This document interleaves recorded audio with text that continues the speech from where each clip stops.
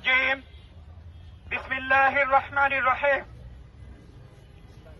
বাংলাদেশ ইসলামী ছাত্র শিবির ঢাকা জেলা উত্তর কর্তৃক আয়োজিত আজকের সন্ত্রাসী রাষ্ট্র ইসরায়েল কর্তৃক প্যালেস্টাইনে নৃশংস হত্যাযজ্ঞের প্রতিবাদে বিক্ষোভ মিছিল উত্তর সমাবেশে উপস্থিত সম্মানিত জেলা সভাপতি, প্রিয় তাওহীদি জনতা, আসসালামু আলাইকুম ওয়া রাহমাতুল্লাহ।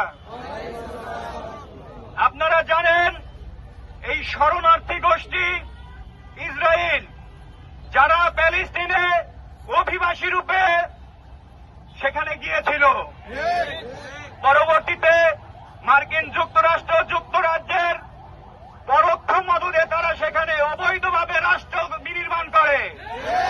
সেই থেকে তারা যুগ যুগ ধরে প্যালেস্টাইনের মুসলিমদেরকে তারা হত্যাযজ্ঞ চালিয়ে আসছে।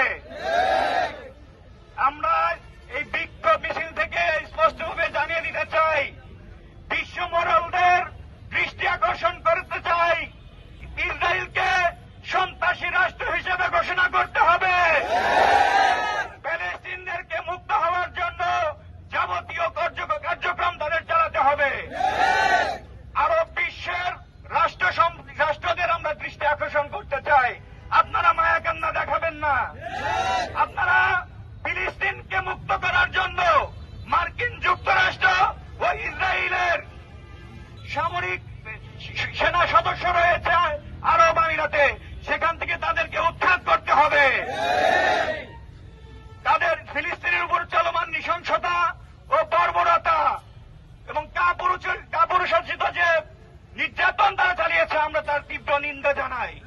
পাশাপাশি বাংলাদেশের অন্তর্বর্তীকালীন সরকারকে আহ্বান করতে চাই, আমাদের পাসপোর্ট থেকে অ্যাকসেপ্ট ইসরায়েল সেই যে অপশনটা ছিল, স্বৈরাচারী শেখ হাসিনা সেটা উৎখাত করে ইসরায়েলকে বৈধতা দিয়েছিল, সেটাকে আবার পুনর্বহাল করতে হবে।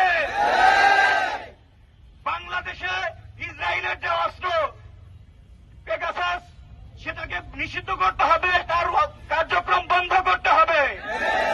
বাংলাদেশের পাঠ্যপুস্তকে ইসরায়েলের মানচিত্র মুছে দিয়ে সেখানে মসজিদুল আকসা এবং প্যালেস্টাইনের সোনালী ইতিহাস তুলে ধরতে হবে। সর্বোপরি প্যালেস্টাইনের জন্য আমরা দোয়া করে আমার বক্তব্য এখানেই শেষ করছি। আসসালামু আলাইকুম ওয়া রাহমাতুল্লাহ।